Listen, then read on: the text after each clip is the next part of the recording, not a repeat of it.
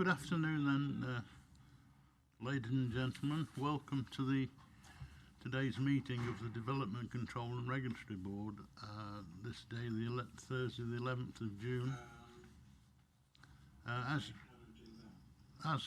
As usual, this meeting will be broadcast live to the public. For those not at... Sorry? Could you turn your microphone off, Ian, please?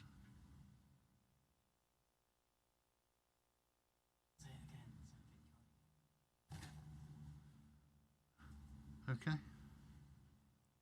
I think we better start from the beginning. Welcome to today's meeting of the Development Control and Regulatory Board. This.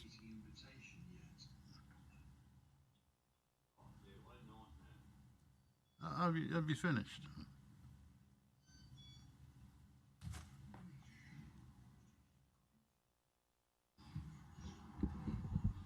Can't we shut them off? He's on a separate call. Shout louder. Oh. Could you all perhaps be quiet and switch off what shouldn't be on, please? I can see a picture of I can see myself and I can see a picture of the room. Well, if you perhaps wouldn't best not to... Loading. It won't load.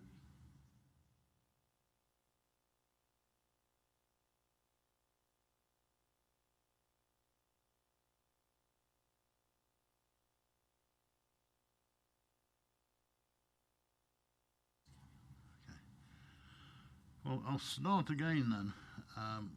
Welcome to today's meeting of the Development Control and Regulatory Board, this day the 11th of June. As usual, the meeting is being broadcast live to the public. For those not able to watch the footage live, the webcast will be available for viewing on YouTube after the meeting. Due to the current situation, all of the members of the board and officers presenting today are joining online. Can I please ask that all officers and members mute their microphones until they wish or are invited to speak. When you are speaking, please turn your video on. I will now go around and ask everyone to introduce themselves and understand that there will be no substitutions today. And we'll start with Mr. Bentley. Are you here, Mr. Bentley?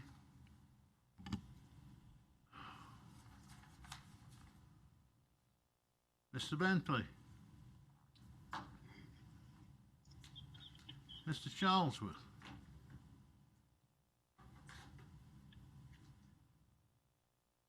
Mr. Coxon? I'm here. Mr. Crooks? Yes, I can hear you, Chairman. Oh, thank you. Mr. Gamble? Mr. Gillard?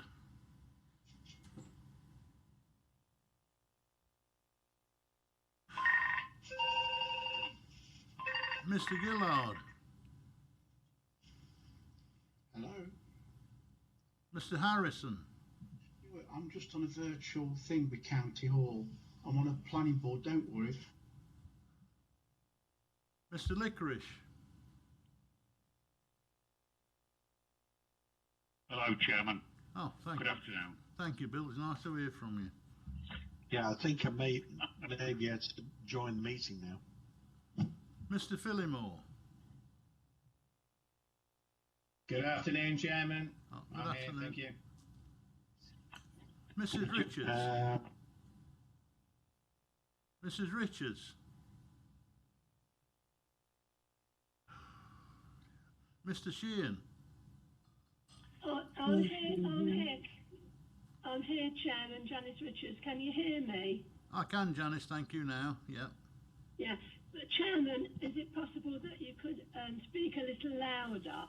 Because it's not coming over very clear from you, please. Thank you. Okay. Sean, can you hear me? It's Ian Bentley. I've now managed to. Yeah. Okay, Ian. I've got you. Got your log now. Okay, Sean Sheehan, did I hear you speak? You did, and I am here. Yeah, thank you, Sean. Mrs. Wright. Yes, I'm here, Mr. Chairman. Good. Mr. Wyatt.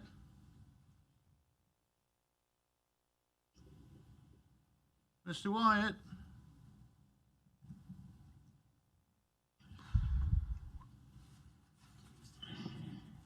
Mr. Gillard. Mr. Gillard.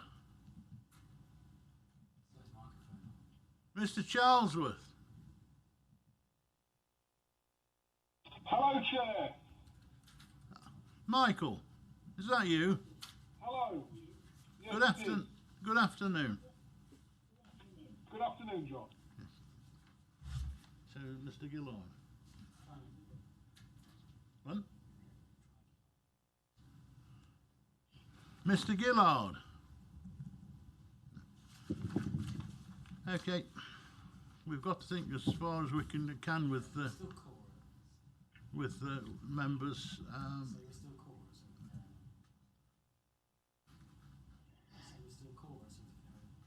Still quorum. Yeah. Okay, we'll start the agenda then. Item number 1 is the minutes of the meeting held on the 21st of May 2020. I propose that the minutes of the meeting held on the 21st of May 2020 are taken as read and confirmed and signed. Are we all agreed on that? Second that, Chairman. Agreed? Chairman. Great. Okay, thank you. Item 2 is question time. No questions have been received. Item 3, questions asked by members. There are no questions been asked by members. Item 4, to advise to take any other item the chairman has decided to take as urgent. There are no urgent items. Item 5 is declarations of interest. It is noted that all members who are also members of a parish, town or district council or liaison committee will have a personal interest in those applications which relate to areas covered by those authorities. Are there any other declarations of interest at this time? No, Chair. Okay, thank you. Item 6 is presentation of petitions. There's no petitions been received. We'll move on to item number 7 then, which is the application and why we're here really today. There are two decisions to be made, but we will take it as one as we go through the agenda and the report. I'll just pass you over to Ewan. Yes, just to clarify the way we're going to deal with these applications. So you'll see that both applications are considered in the same report. There's 2 recommendations. We're going to take the speakers together for both applications because for ease of understanding, and there are linked issues between the 2 applications, but ultimately the board will have to make 2 separate decisions. So if we could ask you to think about the 2 separate decisions, and hopefully there'll be 2 separate votes at the end on how you wish to proceed with the 2 applications, okay? Thank you, Ewan. I hope that's clear to everyone. As well as the main reports, you should have received supplementary reports from planning officers and representations from Jane Hunt MP. Can I please ask members to allow officers to present their full report before asking questions?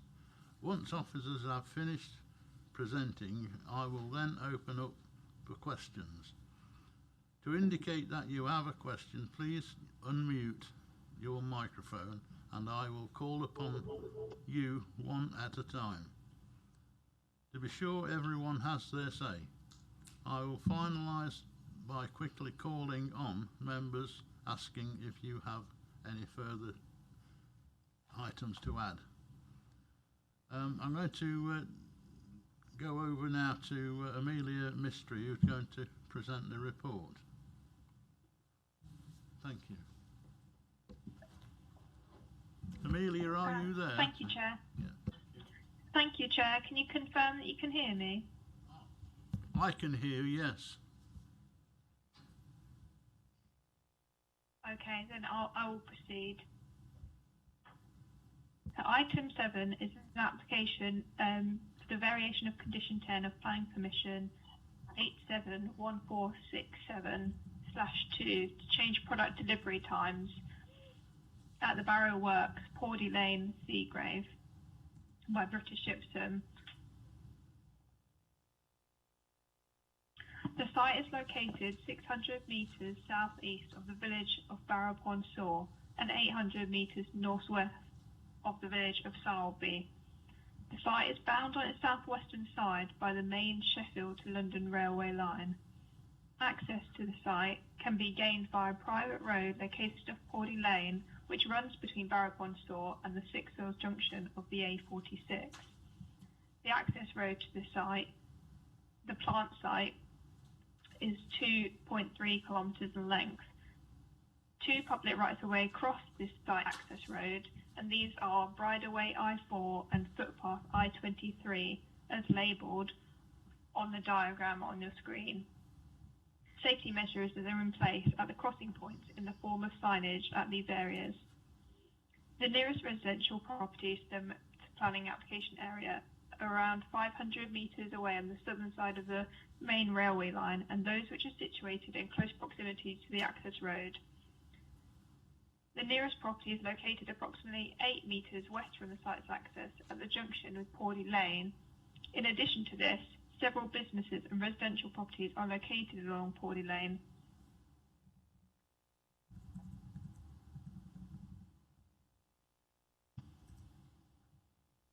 This slide indicates the red line application area. To the bottom of the slide, you can see the main plant area, and going upward is the main access route into the site off Pordy Lane. Planning permission was granted for the extraction of gypsum by underground mining in 1980. Subsequent to this, planning permission was granted for a new factory and access to the site in 1987. Today, planning permission is sought to vary condition 10 of this 1987 planning permission, which controls the hours of movements of HGVs relating to the movement of products to and from the site.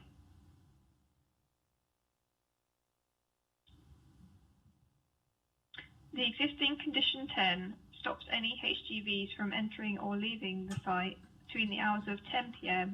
and 5:30 a.m. Monday to Saturday, and between the hours of 12 a.m. to 8 a.m. and 1 p.m. to 12 a.m. on Sundays. No HGVs are permitted to enter or leave the site on statutory public holidays. The existing permitted hours are indicated on the table on the left hand of the slide.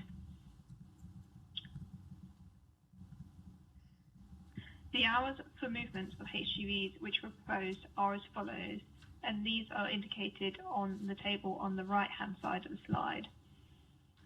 It's proposed that the start time of HGV movements be moved from 5:30 a.m. to 3 a.m. with a restriction of 8 movements per hour between those hours. Unrestricted HGV movements between 5:30 a.m. and 7 p.m. Restricted HGV movements between 7 p.m.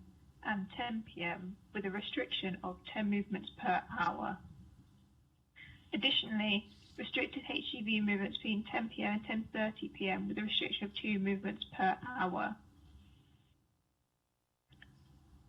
Some hours for vehicle movements associated with the works have been proposed to be removed, and these include 7 p.m. to 10 p.m. on Saturdays, which is indicated as existing on the table on the left hand side, and 8 a.m. and 1 p.m. on Sundays.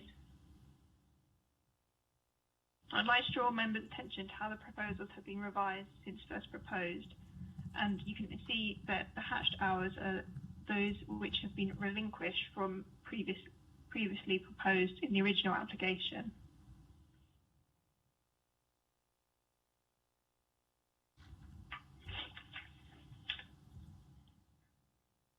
The site has an existing legal agreement controlling routing for the site.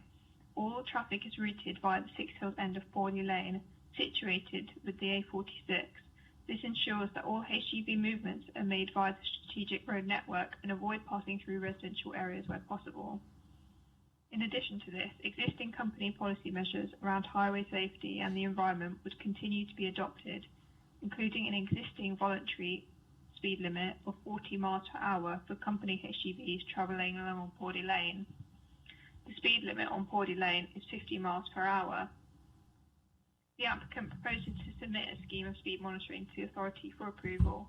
However, it has found that such a requirement would not be enforceable and therefore cannot be imposed. With respect to public rights-of-way, the local highway authority do not raise any concerns regarding the impacts of the proposed development on those rights-of-way which cross the access road. This is a view of the site's access onto Borley Lane, where you can see the right-hand turn for HGVs which is required in order for those HGVs to accord with the legal agreement which sits on the site.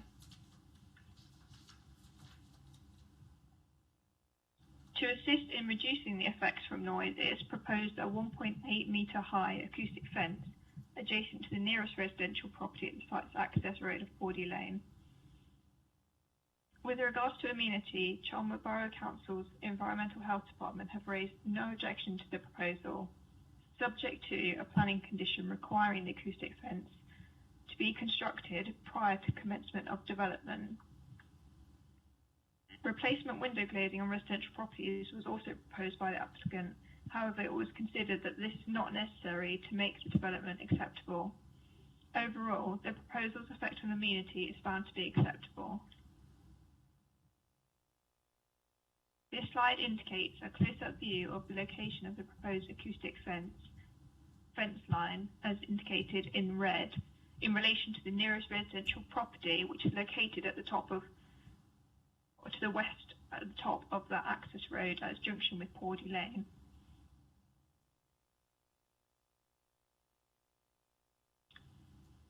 This slide indicates an example of the design for the acoustic fence, which would be 1.8 metres in height. To summarise, to the proposals as originally submitted, 12 representations from the public were received, comprising 11 objections and 1 raising concerns. In addition to this, an objection was made by MP Edward Argar and the former MP, Baroness Nicky Morgan, who raised concerns on behalf of her constituents. To the proposals as revised, 8 representations from the public were received, comprising 7 objections and 1 raising concerns. In addition to this, concerns were also raised by Councillor James Poland on behalf of constituents in the Reek Villages ward. You will note that a supplementary report has been circulated following a late representation from MP Jane Hunt. This representation raises comments on the proposals from a constituent. The content and the assessment of this representation is set out in the supplementary report, but is not found to change the recommendations or conditions set out in the main report. The objections and concerns raised have been addressed and considered within the assessment. Additionally, since the publication of the report has been brought to light that an error is contained within paragraph 80 of the main report. Within paragraph 80, it should read that the proposal would equate to an additional 26 movements per weekday over a total of 15 hours, not 24.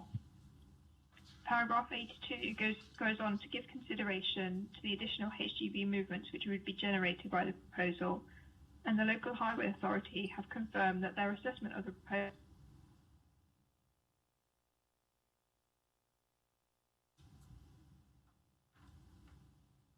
significant impact on the highway network, or that the residual cumulative impact on the highway network would be severe. Therefore, subject to appropriate conditions and the prior completion of a legal agreement, the proposal is considered acceptable with regard to local environment, community protection and highways, and therefore it's recommended for approval.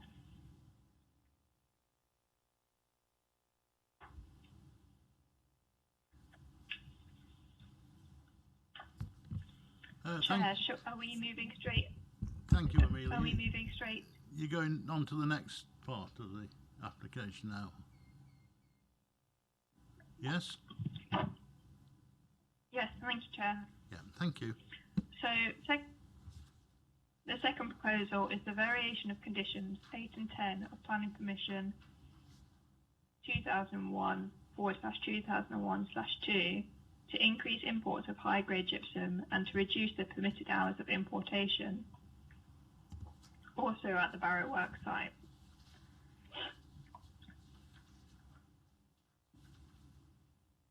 So planning permission is sought to vary those conditions which relate to the number of lorry movements for the purposes of importing gypsum to the site, and the hours those lorries which import gypsum access the site. The importation of high-grade gypsum to blend with mineral excavated from lower-grade areas of the mine was initially approved in 1992, and this has subsequently been extended by further permissions.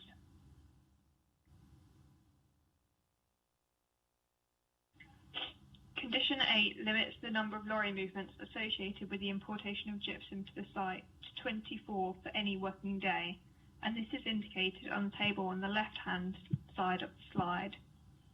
This current limit allows for approximately 92,000 tonnes of gypsum to be imported each year. Condition 10 does not allow any lorries carrying gypsum to enter the site except between the hours of 6 a.m. and 10 p.m. on weekdays, that is Monday to Fridays, and 6 a.m. and 2 p.m. on Saturdays. No lorries carrying gypsum are permitted to access the site on any Sunday or any public or bank holiday. It is proposed to increase the amount of gypsum that can be imported to 180,000 tonnes per annum, with reduced hours of movement for those HGVs associated with importation of gypsum. As you can see on the table on the right-hand side of the slide, the following vehicle restrictions are proposed. On the days Monday to Friday, a maximum of 50 movements in any one day, and movements between 7 a.m. and 7 p.m. only. On Saturdays, there would be a maximum of 26 movements with no more than 6 in any 1 hour. And on Saturdays, between 8 a.m. and 2 p.m. only. It is not proposed that there will be any movements on Sundays. Again, I would like to draw members' attention to how the proposals have changed since they were originally submitted and how they have been revised, and the hours which have since been removed from the proposal, and those are those hours which are hatched on Sunday. Overall, there would be an additional 26 movements per weekday, Monday to Friday, and an additional 14 movements on Saturdays. You will note that a supplementary report has been circulated correcting a typographical error within the main report in relation to the proposed hours. The correction is set out in the supplementary report, but it does not change the recommendations or conditions as set out. As with the previous proposal, all HGVs going to and from the site must adhere to the existing legal agreement which controls lorry routing, and it is proposed that this would be retained.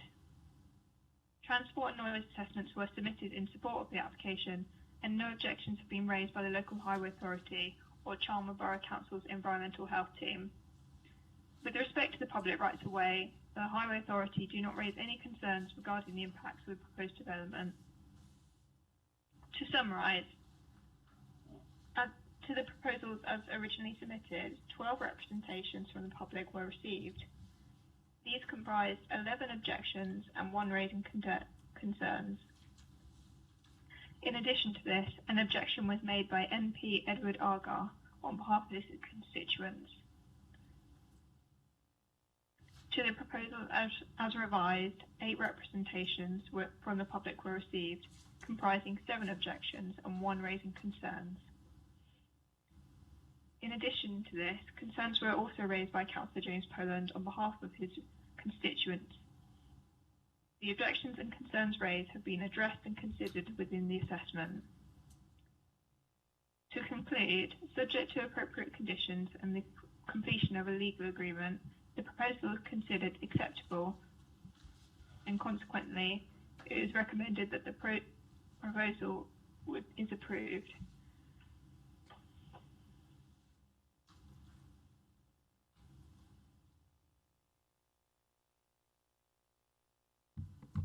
Thank you, Amelia. Does that conclude your report at this time? It does. Thank you, Chair. Yeah, thank you. Would you please stay online, as there may be questions later in the meeting. Yes. Okay, thank you. We have had no comments from local member Mrs. Hilary Fryer. The other local member, Mr. Richard Shepherd, CC, will be speaking in a moment, and Mr. James Poland, CC, has submitted comments which were circulated to you by email. They are required lengthily, so I will not read them out unless the board members have not received them. They are on the side of the website and public use. We have a list of speakers today. We have 4 speakers, and I'm going to call them in the order that I've got them on the order paper. Members will be able to ask speakers questions after they've finished speaking, but it's only on what they've said today, not on the actual agenda item itself. So I'm first going to ask Mrs. Elizabeth Hollingshead, local resident. Are you there, Mrs. Hollingshead? I am, thank you, Mr. Chairman. Yeah. Can you hear me? Yes, I can, thank you, yes. Right, thank you, Mr. Chairman. Yeah, would you like... I'll begin. Yeah, please do. Yeah, 4 minutes, by the way. This board today is being advised to permit applications which will affect the lives and livelihoods of residents of Pordy Lane for at least the next 22 years. For many, this is a lifetime. Continuous erosion of the 1987 recommendations made by this board to protect us residents has led to a point where the application is before you. They both tip the balance well in favour of British Gypsum away from the residents, as Edward Argar MP said in his response, one of the many objections. We have all put up with 33 years of HGV, speeding, dangerous driving, abusive gestures and public endangerment on bridleway access. At last, we have acknowledgement from British Gypsum about these problems, but we have reached a point where the planning officer today, recently appointed, doesn't seem to think it is an LCC problem. And yet she has said just now that LCC were the ones who make British Gypsum use Pordy Lane, no other route. Past planning officers were committed to improving this situation, Mr Hunt and Mrs Stokes. Local businesses have suffered and will suffer from these applications, be in no doubt. We are farmers, we only drive on Pordy Lane with tractors when absolutely necessary. Our holiday lets suffer from the number of HGVs, making it a no-go for cyclists and walkers, unless they are fearless.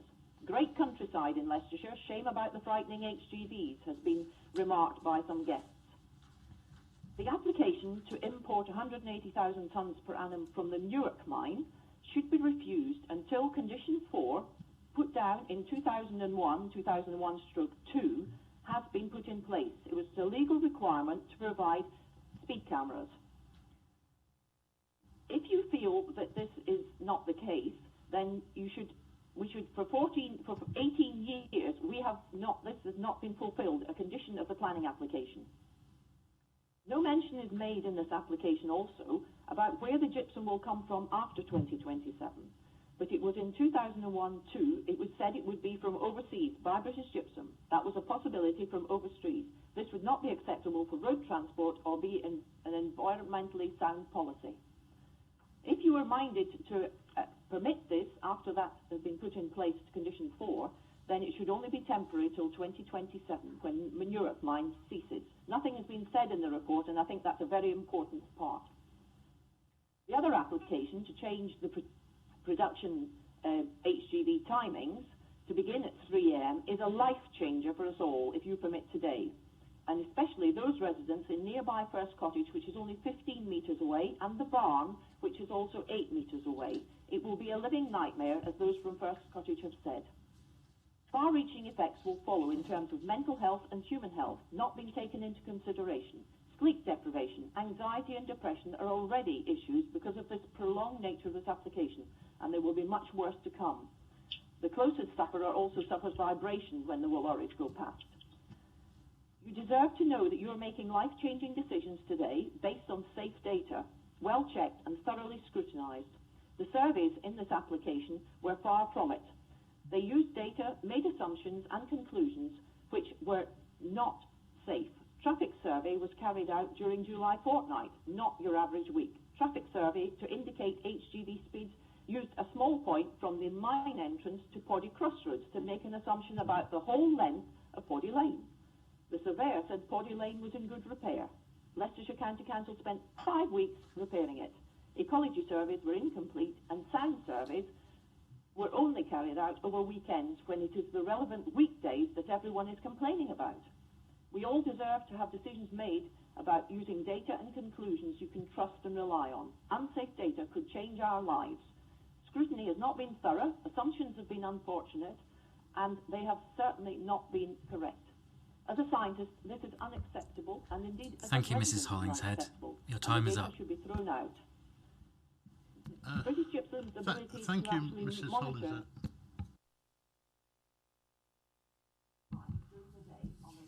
Mrs. Hollingshead, your 4 minutes are up. Thank you very much.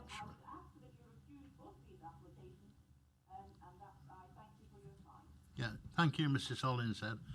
Could you just hang on just to see if any members have got any points of clarification on what you've said today? Members, does anyone want to ask a question of Mrs. Hollingshead? That looks like to be no then, Mrs. Hollingshead. Thank you very much for your contribution this afternoon. It's been most welcome. I'd like now to turn to Karen D.L. Payne, local resident. You have 4 minutes to speak, Mrs. D.L. Payne. Are you there? I am. Yeah. And thank you very much. Yeah, would you like to begin when you're comfortable? Yeah. Hello? Can you hear me? Yes, I can, yeah. Would you like to start when you feel ready to do so? Okay. You have 4 minutes. Thank you. Okay, thank you. Thank you, Mr. Chairman. Increased imports of high-grade gypsum and associated vehicle movements. Without preamble, I submit that the applications to increase the import of high-grade gypsum and the number of heavy vehicle movements associated with the importation have cumulative detrimental impact on the residents and recreational users of Poddy Lane, and as such are in breach of MPPF cumulative impact paras 204F and 205B and C, and Leicestershire Minerals and Waste Local Plan adopted September 2019, DM11, and respectfully ask that the applications are rejected. Further, the increase in vehicle movements would increase the applicant's carbon footprint, which is counter to the Department of Transport's document setting the challenge regarding decarbonisation. I would add that permission to install rail sidings for the importation of British raw gypsum reflects that the applicant advised that it would only be economically viable to support raw gypsum at levels of some 200,000 tonnes per annum. The applicant now advises the cost of installing rail sidings is prohibitive based on the need to reinforce St Margaret's Mine, as it is close to the proposed location of the siding. Surely the St Margaret's Mine does not run that close. If it did, it would be in danger from the main line itself. With the Newark quarry only 7 miles away from the nearest appropriate rail line, and with the applicant advising that when Newark closes in circa 2025-2027, they will import raw gypsum from their other locations, including from overseas, I submit that the rail siding should now be installed on the basis that it would have a positive impact on the environment by reducing emissions, the applicant's carbon footprint, and the impact on residents and the local area, and subject to obtaining permission, provide the applicant with the ability to import increased volumes of raw gypsum over and above those currently requested, and ask the Planning Committee to give further consideration to the installation of rail sidings as an alternative solution to increasing vehicle movements associated with the importation of raw gypsum. Product delivery, extending working times, Monday to Friday. The applicant states that their key driver behind the need for the nighttime movements is to respond and adapt to the changing requirements of their customers, many of whom have moved to a system of time slot delivery management and out-of-hours deliveries over the last 5 years.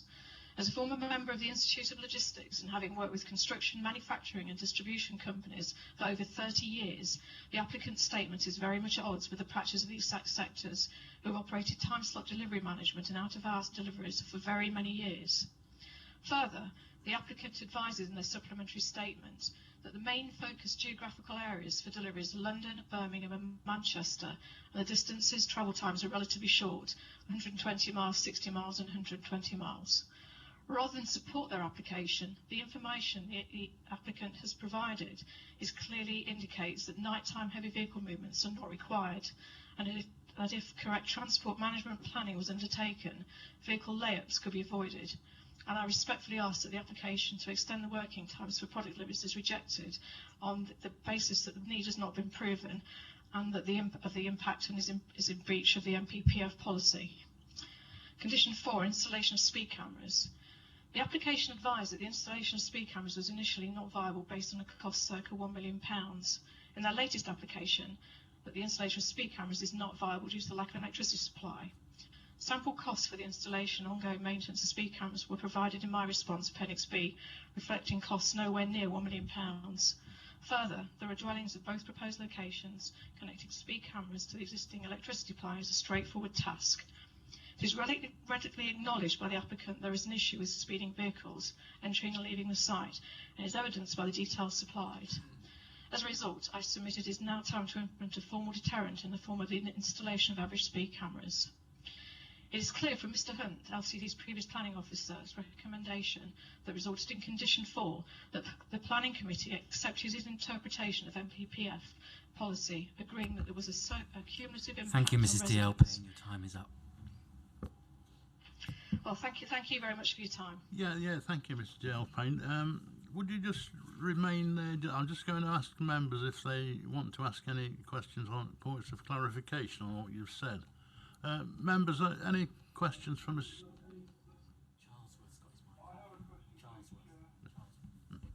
Mr. Charlesworth. Yes, you mentioned £1 million for the speed camera. You'd come up with a different costing. How much was that, please? Yeah. It was circa £333,000 for installation of 4 speed cameras with £12,500 per annum to maintain them. Thank you. Any further questions from members? No? Thank you, Mrs. D.L. Payne. It's good of you to contribute this afternoon. Thank you very much. We now move on to the third person wishing to speak this afternoon. Joining us by telephone is Elaine Goodwin. Elaine, are you there? Yeah, thank you. Yeah, good. Well, please begin when you feel comfortable to do so. Yeah, 4 minutes, the same as the other speakers. Thank you very much. Thank you, Chairman. There is a lack of accountability and enforcement of British Gypsum vehicle speed and safety beyond the site boundary on Pordy Lane. This board and Mr Hunt sought to mitigate the risks to residents and leisure users of Pordy Lane while supporting mining of gypsum. British Gypsum has not discharged Condition 4 of Permission 2001-2001-02. The situation has deteriorated and continues to affect residents' amenity. I respectfully ask the committee to cut through the applicant's excuses, uphold the condition and ensure British Gypsum follow through by funding the installation of traffic speed cameras. Some local residents are too scared to raise concerns or be named. Independent enforcement is required. Both planning applications exacerbate this fraught and unresolved safety risk. The ecological survey undertaken outside peak survey season alongside a desk study included a 2.5 kilometre route on their access road with 500 metres buffer either side. It terminates just beyond Pordy Crossroads and First Cottage. Why was the ecology of the entire 4.7 kilometre mandatory HGV route on Pordy Lane not studied within the report? The strategic growth plan includes Craddock's Ashes Wood on Pordy Lane as an identified wildlife site. Both applications would have a detrimental impact on the varied wildlife using its green corridor of verges and the wood leading towards the SSI 20-acre piece at Six Hills. Conclusions on the impact and risk to wildlife are stated based on a 20-mile-per-hour limit. The site limit is 30.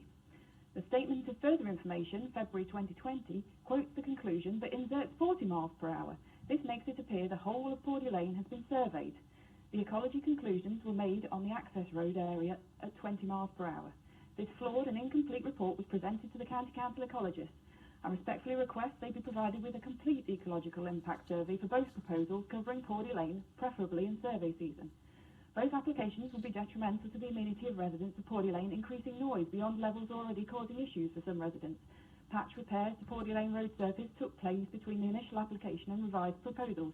The sound survey data is not representative of the surface at the time of the revised application. Directly quoting residents of First Cottage, according to the report, we already experience high levels of ambient noise. It is nearly silent here at night. Vibration is also an issue. The new special lorries in particular, if driving at speed, create a very unpleasant buffeting sensation which makes the house shudder and you can feel it through your body and especially affects your ears. Noise assessment data from the 3 a.m. application was collected at 4 receptor points from Friday night to Monday morning, not representative of the application. Vehicle movements are distinctly different at weekends. First Cottage data is assumed to be applicable and used in calculations for 4 further receptor points at residents' properties. These points bear no similarity in road layout, surface, distance from the road, average vehicle speed and topographical features. An incorrect base level will give a false picture of an already noisy night, exacerbated using weekend data too. I would assume a base level for these properties is lower than First Cottage, where road users are possibly at lower speeds or changing gears for the junction. As a result, lorries at 3 a.m. will be noticeable, but I should not be assuming the board should not be asked to do so either. Desk-based assumptions have omitted Pordy View Farmhouse, 36 metres from Pordy Lane, and Mount Pleasant is not identified in the correct location.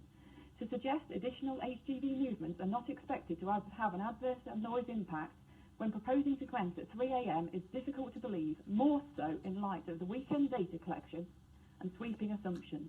Empty raw gypsum lorries on Pordy Lane rattle similar to rolling thunder and has increased further since the patch repairs. The sound survey does not differentiate between the noise generated by the distinctly different lorries in the 2 applications. Product HGVs are loud, empty raw gypsum bulk HGVs are louder. Test runs were made using product HGVs. I respectfully request an accurate assessment be carried out with physical data taken from receptor points along the length of Pordy Lane for a full week. Due to unchallenged omissions, inaccuracies, poor data methodology and assumptions in the supporting documents, I do not believe the committee has been given a complete or accurate appraisal of the noise and traffic that would be unacceptable to residents in close proximity, cause unacceptable impact. Thank you, Mrs. Goodwin. Your time is up. Detrimental to the wildlife of our area in contravention to policy DM2 and DM9 and the implementation of conditions. Thank you, Mrs. Goodwin. 2001-22. I support refusal of both applications. Thank you, Mrs. Thank you, Chairman. Thank you, Mrs. Goodwin. If you just stay on the line, I'll just ask members if they want to ask you any points for clarification on what you've said. Members, any points for clarification for Mrs. Goodwin? No, there isn't, Mrs. Goodwin. I can just say thank you very much for calling in. Thank you. Thank you. Bye.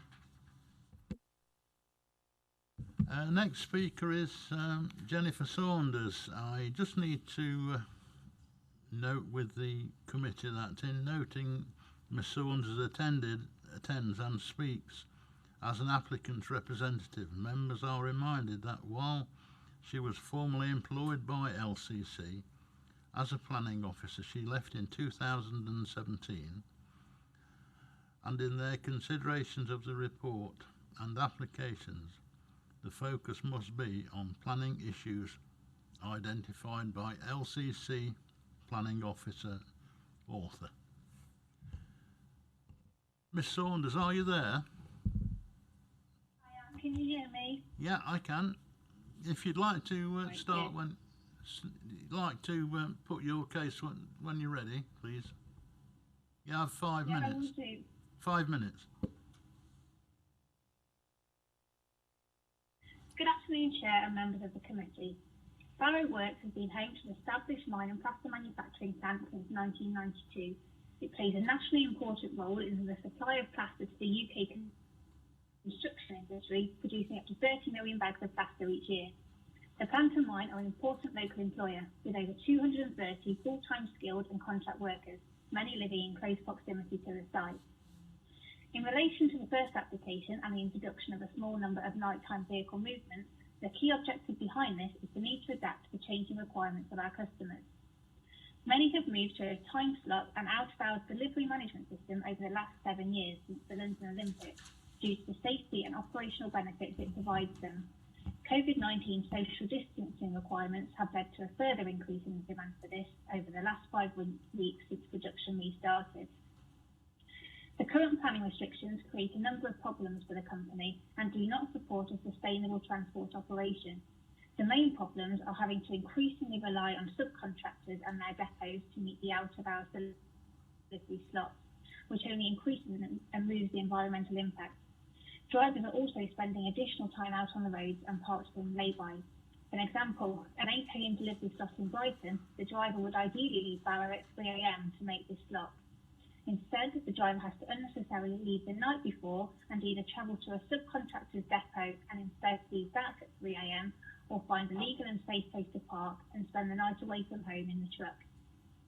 One of the main benefits of these proposals is that it would reduce the number of subcontractors that are currently used and increase the number of our own drivers.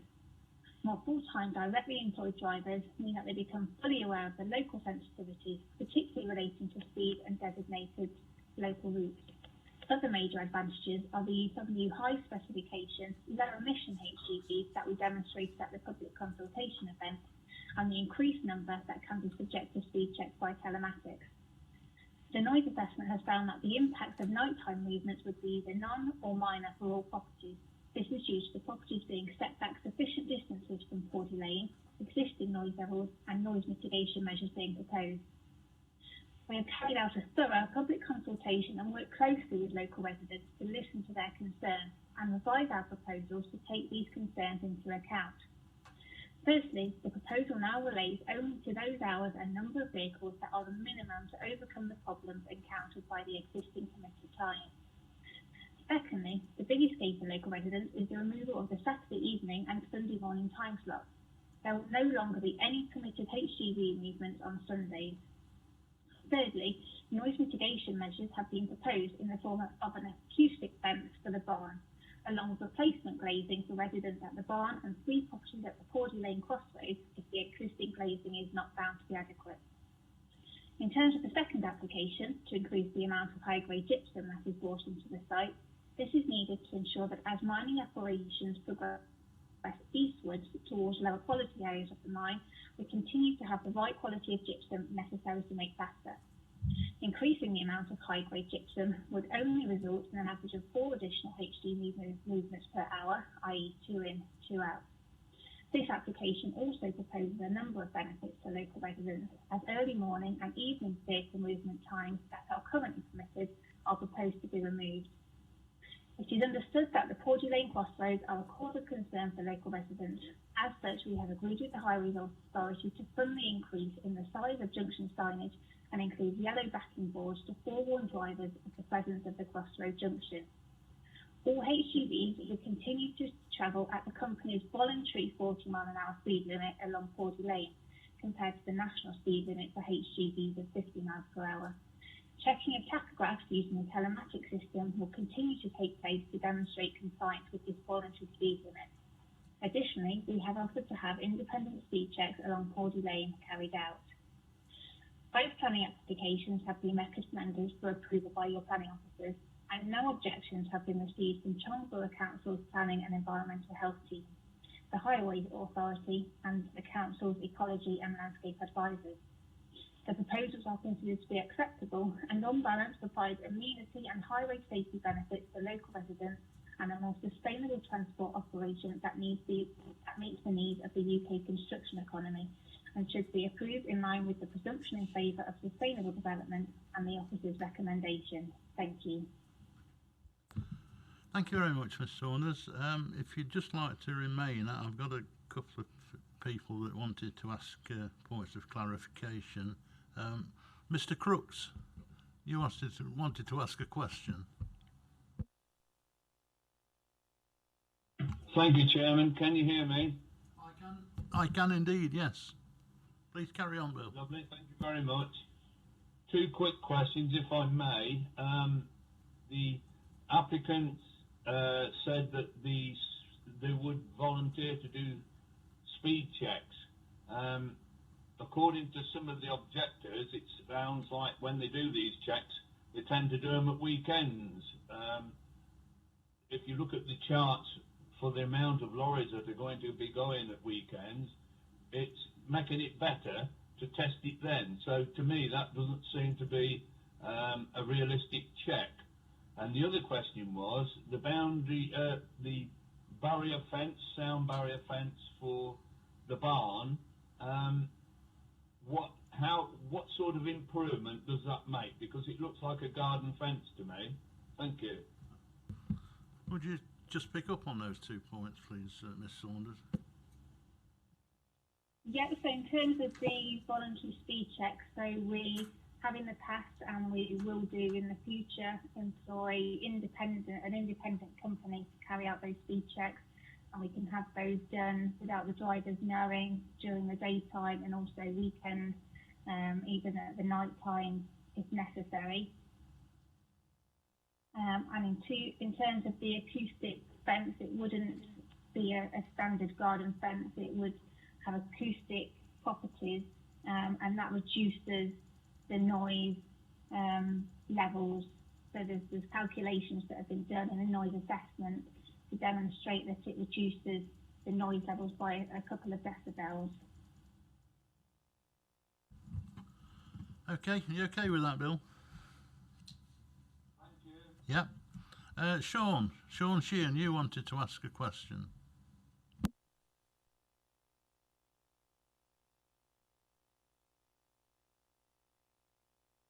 I'm interested to learn how critical it is to the operational requirements of the company to have these extended hours, particularly the early starts, which do strike me as being quite unusual. And what's changed within the working practices of the industry to require such an early start? Well, what we've found is happened in the last 7 years. We didn't used to have any demand for the early morning and the later delivery slot. But I think what's happened is some feedback from our customers is that since the London Olympics, when they introduced more of this time slot delivery management, is that it provides a number of health and safety benefits for them. So the lorries are on their site before the customers are arriving, and they can also plan better when the deliveries are coming in. So we've found an increasing demand from our customers for these out-of-hours delivery slots. And with the current planning restrictions that we've got, we've had to adapt to this with 2 options. So the first has been the use of depots. So we use 2 third-party haulage depots at the moment, both in Nottingham. One is at Langley Mill, which is 29 miles from Barrow Works, and the other is in Bradford, which is 22 miles. So both depots are located on the western and northwestern side of Nottingham, which is in the opposite direction to the site and requires HGVs to travel extended journey distances compared to if the vehicles were travelling from Barrow. So this is particularly the case if they're travelling in a southerly direction, where the journey times are significantly extended as they don't have to travel down the M1, almost passing Barrow Works again.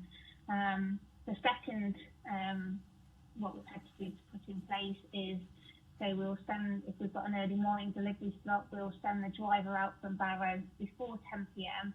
the night before, and for it to park up in a lay-by overnight, which obviously isn't great for the drivers as they're having to spend unnecessary amount of time away from home out on the road that could be avoided if the hours proposed as part of this planning application were permitted. And these 2 problems would be overcome with the small number of HGV movements from 3 a.m. Thank you, Sean. I think that's it then, Miss Saunders. If you'd like to conclude at that, we'll move on to the next speaker. Thank you very much. Thank you. Next speaker then is Richard Shepherd, the local member. Richard, are you there? Yes, Chairman, I am. Yep, great, good. Can I be heard okay? Yeah, we're fine. 5 minutes you have. If you'd like to start when you're ready, Richard. Chairman. Thank you. My preliminary is to declare a personal interest. I'm advised by officers I don't need to do this, but I will do so in the interests of full openness and transparency. The declaration is that I've been appointed by the County Council as a member of the British Gypsum Barrow Project Liaison Committee. That's my preliminary, Chairman. Now my comments. I'm opposed to and hope you will reject both the applications. The issues are clearly noise and speed and how they affect residents. And you've heard detailed remarks from residents this afternoon about their personal experience of the activities of British Gypsum on their health, on their quality of life. Jane Hunt MP, in her comment, details the issue of noise in a letter of the 8th of June to you, and she refers, of course, to both laden and empty vehicles. She rightly says that time restraints were put in place for a good reason. And my view, Chairman, is quite firmly that starting any vehicle movements to and from the site before 3 a.m. would be completely unfair to people who live nearby. Some residents have put forward, I think, some very generous compromise proposals, and they're summarised in the objections from the Walton-on-the-Rolls Parish Council, which are on page 26 of your papers in paragraph 74, and again on page 53 in para 195. And if you are minded, I clearly hope you're not, if you are minded to approve in some way the applications, I would commend to you these, I think, very generous proposals from Parish Council in Walton, as I say, summarising residents' comments. Turning now to the question of speed. As you've heard, condition 4 in the permission granted some 20 years ago requiring speed cameras to be installed was never actually implemented, and you'll find in your papers reasons given by the company for that. It would be difficult, lack of convenient supply. Well, frankly, Chairman, difficult and lack of convenient don't mean impossible, and there's of course the old saying, where there's a will, there's a way. The real way to address the issue of speed is not by some unspecified speed monitoring scheme or occasional tachograph checking, because in reality, speed and driver behaviour affect everyone's safety on the road. The solution would be to install average speed cameras. They are a deterrent, they do change driver behaviour. Are they, quote, viable, end quote? They would cost the company money, but my view is straightforward, Chairman. It's a big company, part of an even bigger company, and the company should, if you choose to grant the applications in any way, be required to pay for and install and maintain average speed cameras. They could even be solar powered. Finally, Chairman, could I remind you not to lose sight of Councillor James Poland's remarks about the use of railway. As Ms Saunders comments, COVID-19 has placed us all in a new world. It's changed since the beginning of this year when you heard the last gypsum submission. A really good outcome, Chairman, in my mind this afternoon, would be not just to refuse the applications, but to ask the company again to look at the use of the railway. Things that were once unthinkable a few months ago are now thinkable and have to be thought and done. Those are my comments, Chairman. Thank you for your attention, and of course I'll be pleased to answer any questions that members may have. Thank you, Richard. Any members' questions for Mr. Shepherd? That's no then. Thanks very much, Richard. Thanks for Skyping in. Thank you, Chairman. Thank you.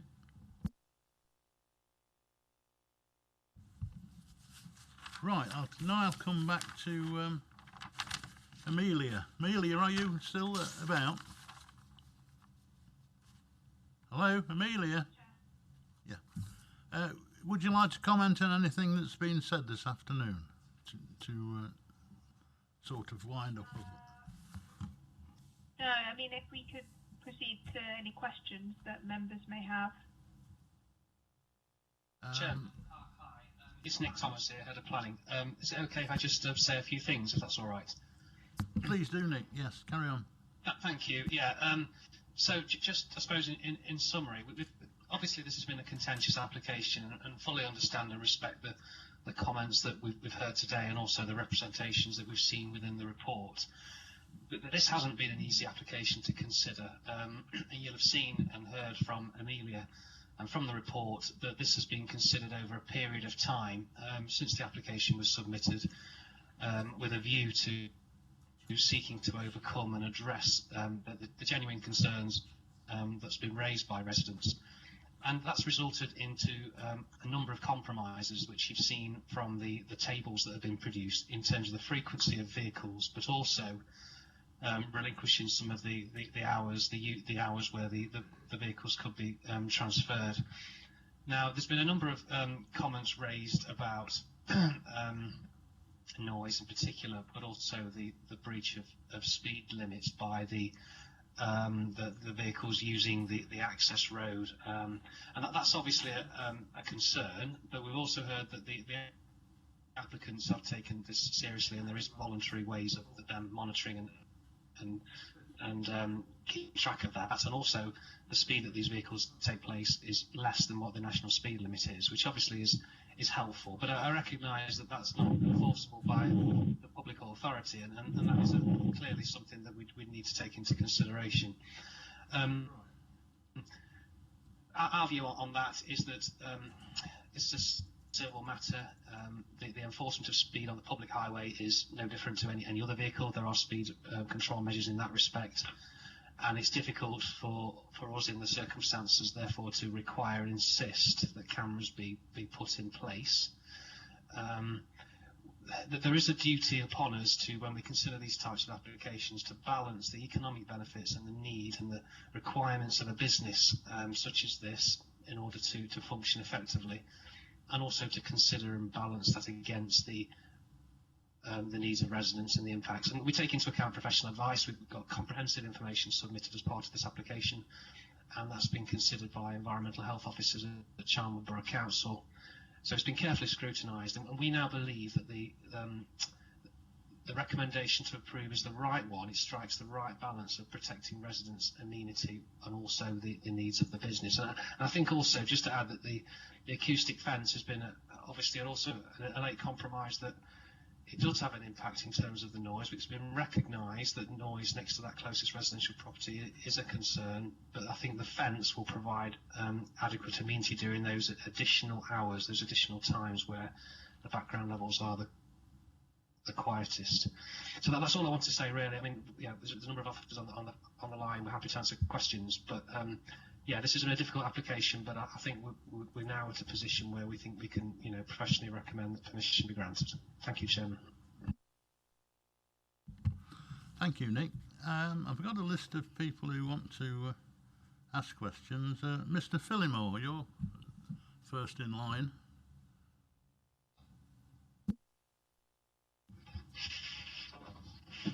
Thank you, Chairman.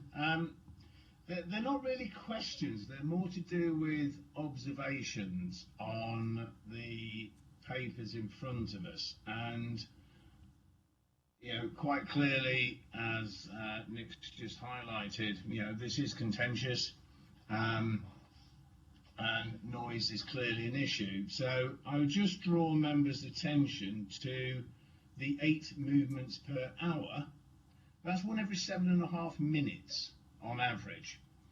And that worries me about the amount of impact and disruption that will have on members of the public. I noted that the representative for the applicant said none or minor noise impact. I'm sorry, I don't accept that at all. I think that's a complete red herring. I also struggle and worry about the noise assessment, members and Mr. Chairman, because HG moving at 10 miles per hour, HG moving at 10 miles an hour laden, reversing, no braking, no turning, and there's clear recognition from both officers and the applicants that actually they can't manage the speed of the traffic down that road, which is already being confessed as advisory 40 miles an hour limit on the voluntary, but it's actually a 50 mile an hour limit for HGV. So I am really concerned that whether this application is robust enough on the evidence, And I suspect it actually falls and fails on both DM1, DM11 and the National Policy Framework, which I always accept on planning is a balance anyway. So at the moment, Mr. Chairman and members, I am unlikely to be able to support this as it sits today. I don't think the evidence is robust enough. Thank you, Mr. Chairman. Thank you, Mr. Finnemore. Mr. Charlesworth, you got a question? Not really a question again, Chair, but more observations. I think it must be an old developer's trick that they've put in an application for 24-hour work in the hope there will be some sort of compromise, which is what we've ended up with. I find the 3 a.m. start really troubling. I mean, I live next to a railway, I've always lived next to a railway, and I know the noise, and I sleep through that. But if you've had peace and quiet up until 5:30, and suddenly you're going to have 8 HGVs an hour coming down from 3 o'clock, that would be most troubling to me. It really would. I find the other reasons, the economic reasons for these changes to be quite debatable, I really do. Before this meeting, having read the papers, I really was in two minds as to which way to go with this. But having listened to the speakers today, I intended to agree with Mr. Finnemore that I'll probably be voting against this. Thank you, Chair. Thank you, Michael. Sean Sheehan. Chairman, yes, a question for Amelia. I wanted you to be able to advise me on the impact of the acoustic wall in terms of how much of a difference will it make. Now, you've heard some evidence there from Jennifer Saunders about this. I believe she said it make a difference of about 2 decibels. That doesn't seem an awful lot. Can you put that into context, please? Chairman, do you mind if I answer that question, if that's all right? And if Amelia's got anything to add, then yes, I suppose you can do. I mean, I was going to wait until the speakers had done, and hopefully you were making notes and you could answer them all together. But okay, I'm happy to come back in a moment. Thank you, Chairman. Thank you. Mrs. Richards. Thank you, Chairman. Can you all hear me? I can hear you, Mrs. Richards. Yeah, I'll move that further back. The acoustic fence. I have noticed it's only wood. Can ask how long the lifespan is of that fence, roughly, and who will replace it when it is gets near the end of its lifespan? And then for clarification, am I correct in, as I understood, that the applicant has concerns by the speeding lorries of subcontractors, and this has got to be overcome, and I'm just very concerned about both these applications at this moment in time. Thank you, Chairman. Thank you, Janice. Mrs. Wright. Mrs. Wright.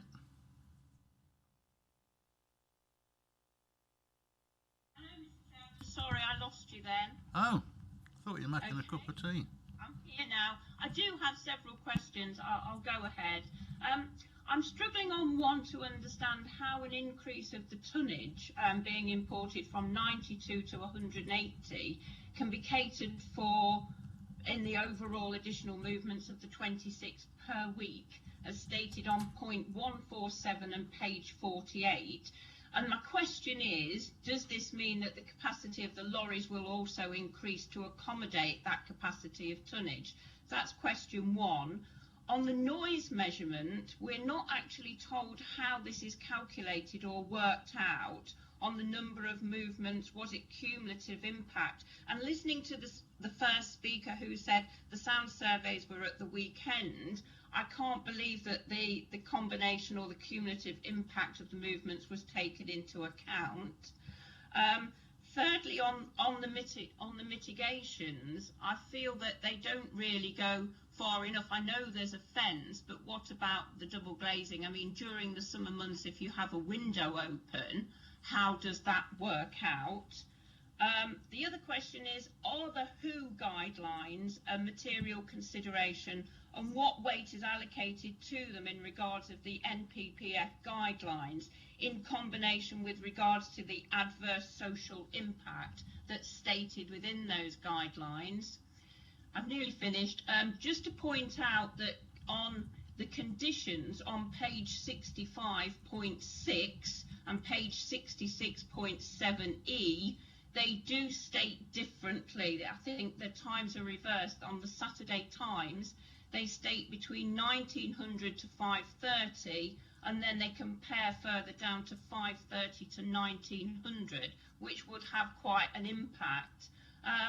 I must agree with previous speakers, Mr. Phillimore and Mr. Charlesworth, and I agree with the summary that was put in by the MP Jane Hunt. I think that summarised my concerns very well. And finally, what consideration was given to the alternative proposals that were put forward by the parishes? Sorry to be long-winded, Mr. Chairman, but it was quite a complicated paper. Thank you. Thank you, Mr. Wright. Mr. Crooks.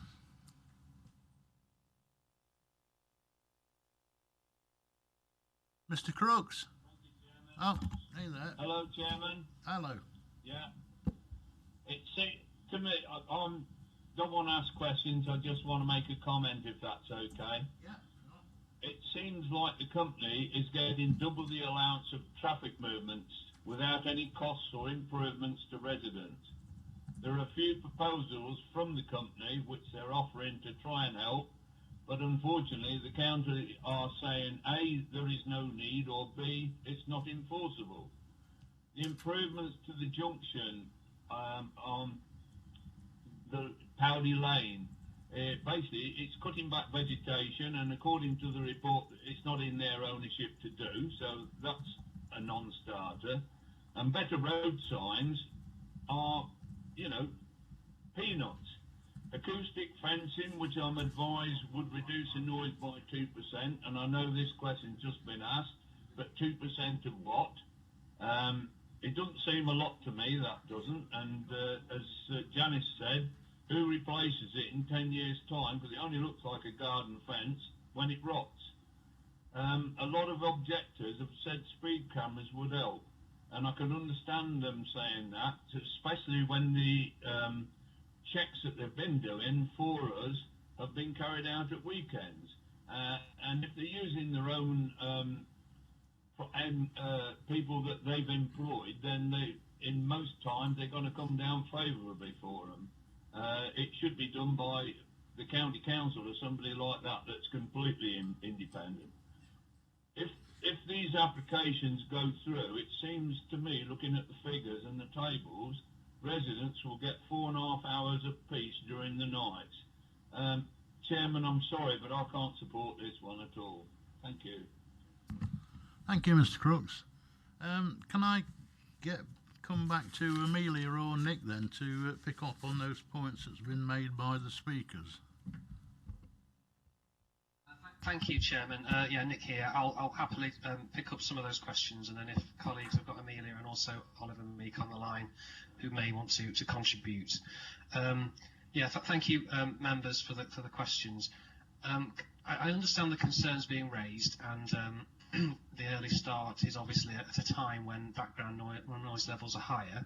I suppose one of the things I would say is the permission already allows vehicles to use the access during unsociable hours, and this is extending those into further unsociable hours, but there is also a precedent set by this, and it's also not uncommon for commercial businesses, and you see this on many developments throughout the county and elsewhere, where industrial and BA, storage distribution units operate 24 hours a day, and they have to have that flexibility to allow lorries to come in and out of premises otherwise there's nowhere for those vehicles to go, and to make sure the business can continue to operate.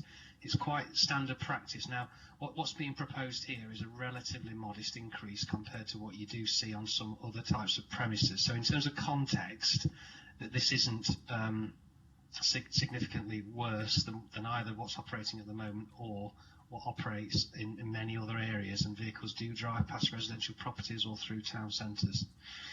So that's first of all, just in terms of that context, we just need to bear that in mind.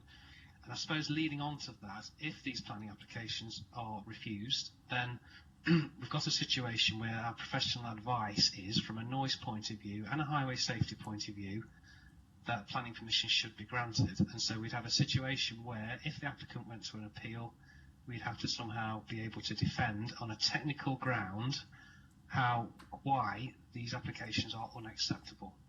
Now, the conditions we're recommending are in line with that technical advice that will address the concerns that have been raised on a technical level. So we have to argue why additional measures are needed at an appeal and justify that, which what my advice to you is that would be very difficult to do, but clearly this is a matter for you to consider today. There was a comment a little bit earlier about why we wouldn't go further than just the acoustic fence, and I think one of the answers to that is the acoustic fence is the advice, following the advice from our professional colleagues over at Charnwood Borough Council, the environmental health officers, who take into account national and local planning policies, take into account the World Health Organization advice. Their advice to us is that fence will provide satisfactory mitigation all times of year, to ensure that the residents' amenity is preserved. It's very difficult for us to go above and beyond that and say that additional measures, such as replacing windows or earth bunds or whatever are needed, because that will, to justify that will be very difficult from a technical point of view, where that will be going against the advice of our specialists, and that's why the fence, we believe, is appropriate. It is a wooden fence, and wooden fence obviously do deteriorate over time, but this would be a good quality, well-treated fence. We'd expect this to last a long period of time, and the condition would require that to be maintained and, if necessary, replaced if it was to deteriorate over time. So we're not in a situation where 10, 15 years down the line, if that fence deteriorates, they would need to there would not be protection to the residents. So that will be there in perpetuity. I'm going to ask colleagues to come back. There's a few other more detailed questions. So one of the councillors, Mrs. Wright, raised questions about the conditions on page 65 and 66. I don't know whether Amelia or Oliver want to comment on that. If I can bring those in, please, one of those to come in now. Thank you, Chair. Yeah, please do.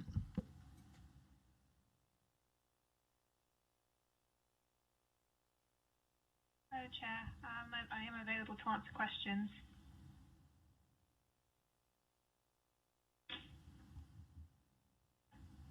Amelia, yeah, there's a question a few moments ago from Mrs. Wright in relation to the conditions on page 65 and 66. I don't know whether you made a note. Mrs. Wright might be able to repeat if you weren't sure what that question was.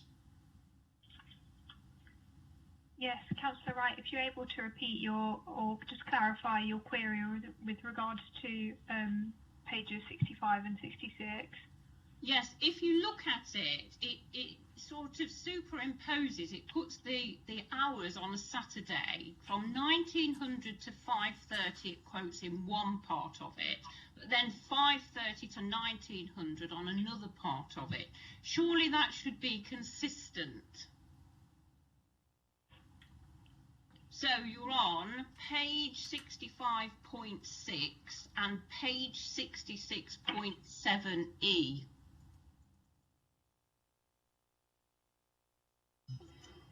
Yes, I understand that it appears as if it's reversed in the conditions.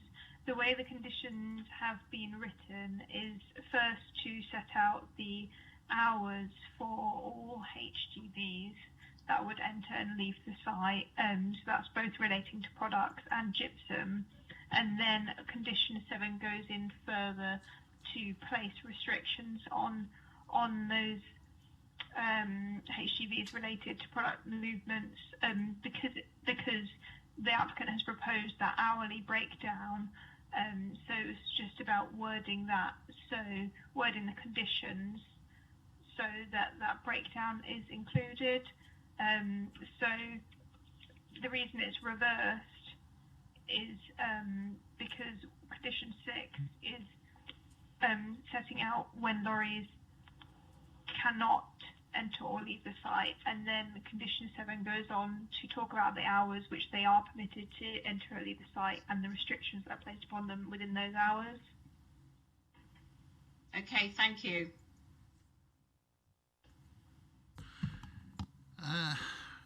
Was there anything else, Amelia, that you'd noted that you need to answer questions on?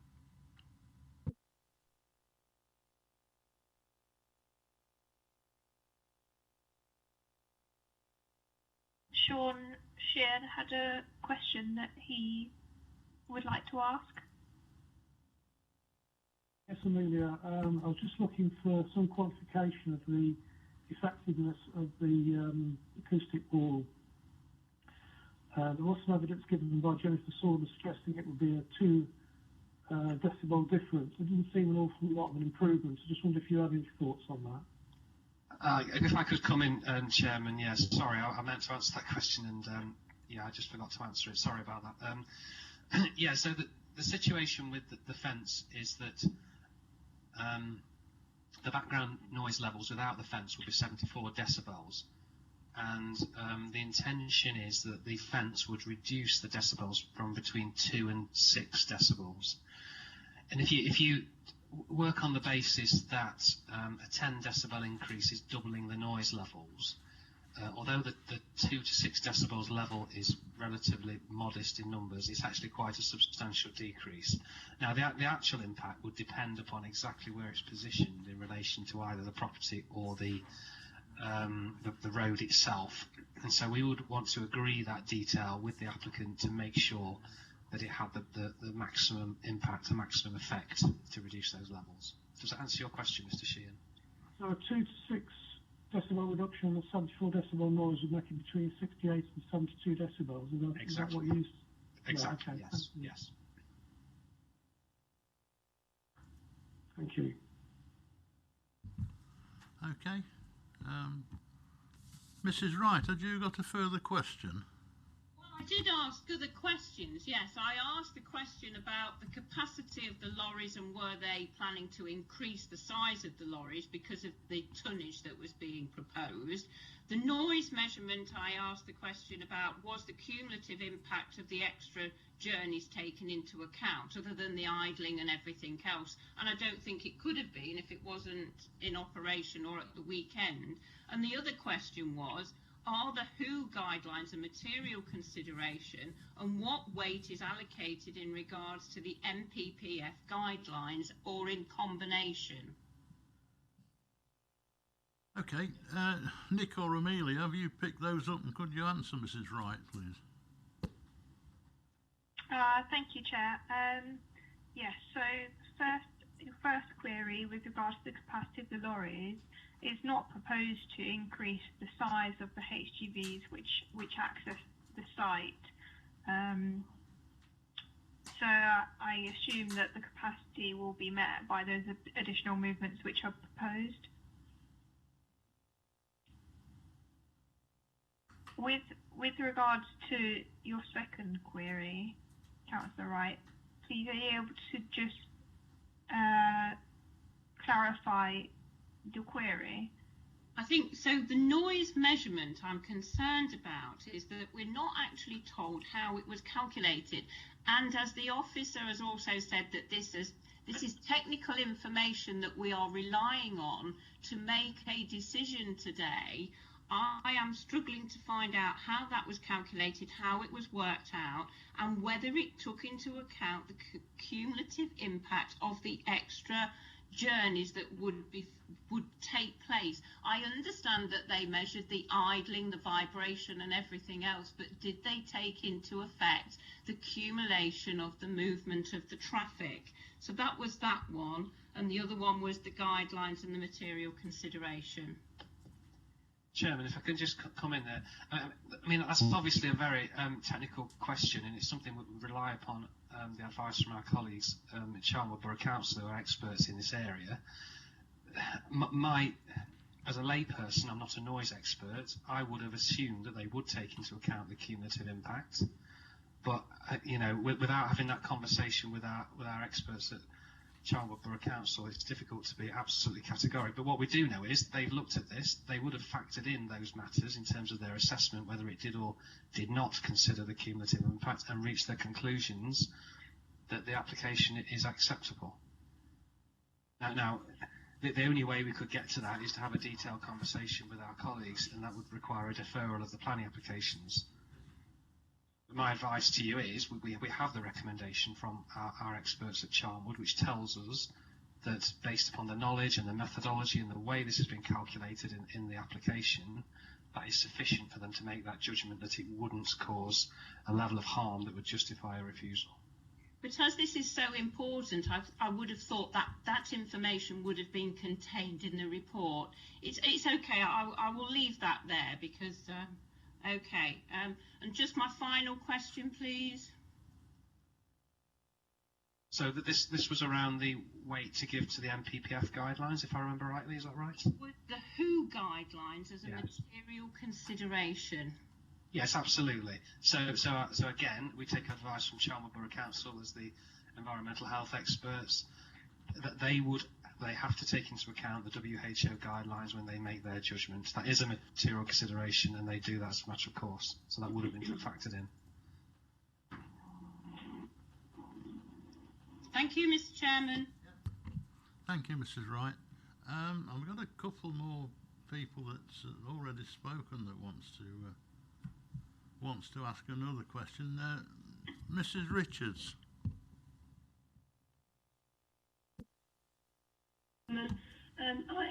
I asked for clarification. Is it correct the applicant raised concerns by the speeding lorries of the subcontractors, and how will this be overcome? Thank you, Chairman. Amelia Rornick, for that question, would one of you answer that, please? Chairman, yeah, if I could just start off, and Amelia may want to join in a moment, but yeah, I mean, we are aware that there's been concerns that's been raised, and the applicant's aware of that. And you've heard earlier on today that the applicant certainly does all they can to encourage and make sure the drivers don't speed, but there has been problems in the past. We obviously have regular liaison and contact with the operator as we do all our mineral sites, and this is an issue that obviously we'll keep under review, and we can monitor with them. I don't know whether Amelia's got anything else to add on that. It's obviously a challenging one where it relies upon driver behaviour, as it does with any business when they're going to or from and making deliveries.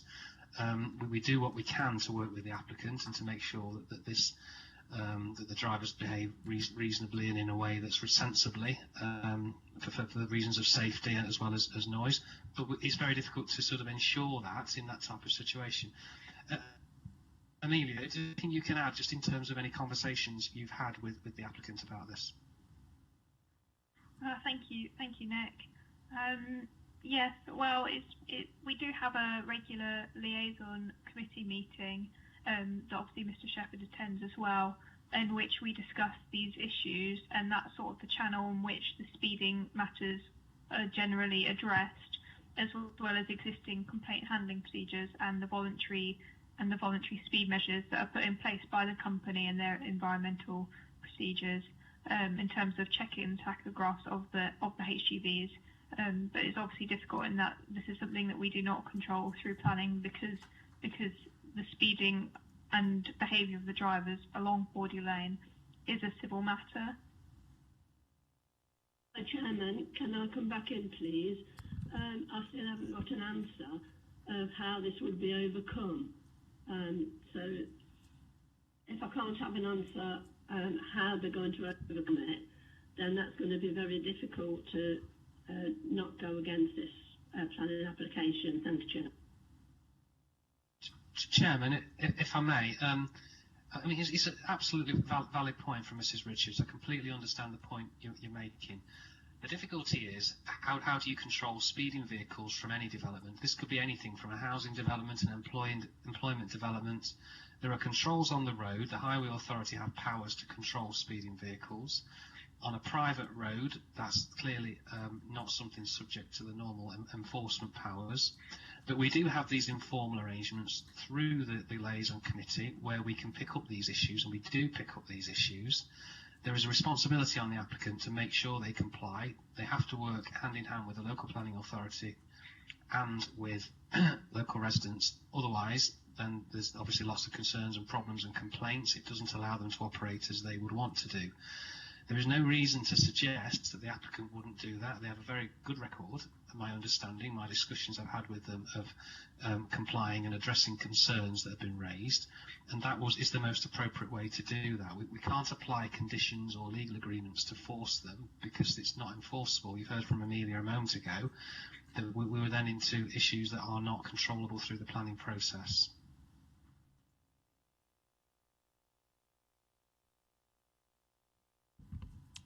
Okay, Dennis.